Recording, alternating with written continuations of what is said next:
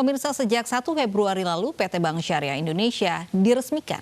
Kehadiran Bank Syariah Indonesia bertujuan untuk mengembangkan ekonomi syariah, termasuk memberikan dukungan terhadap UMKM di dalam negeri.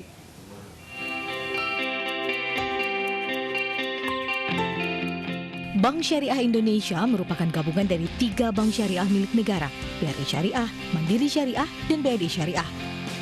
BRI Syariah menjadi bank yang menerima penggabungan, sehingga Bank Syariah Indonesia tercatat di Bursa Efek Indonesia dengan kode saham BRIS.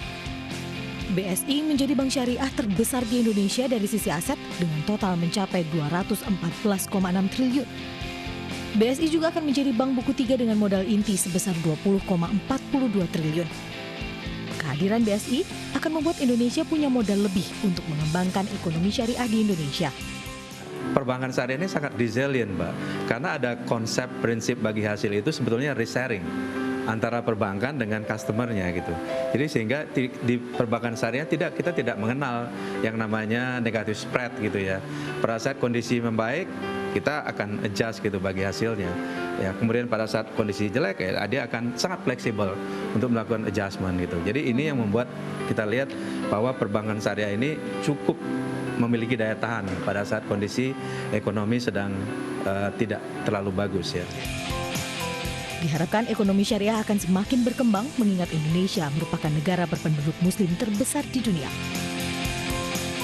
Tim Liputan iNews melaporkan.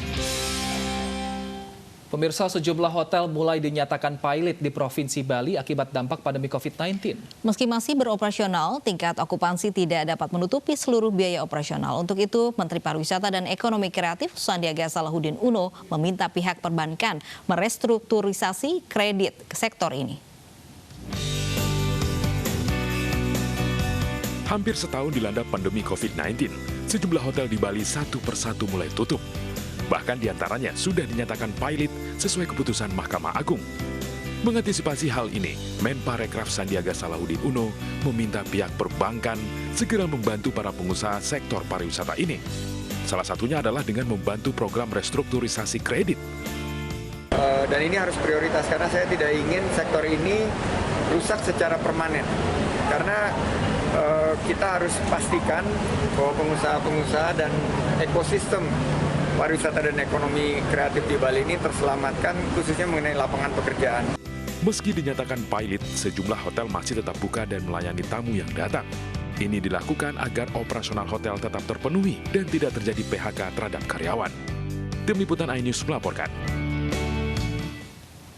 Nah, pemirsa, yang memiliki usaha kecil menengah dan membutuhkan media promosi, MNC Group menghadirkan inovasi baru dalam beriklan melalui RCTI Ads. Teman-teman UMKM dapat memasang iklan baris secara mandiri yang tayang di RCTI di kotamu.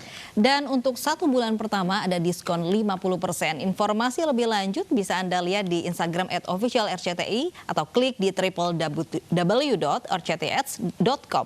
RCTI Ads saatnya beriklan di TV di kotamu.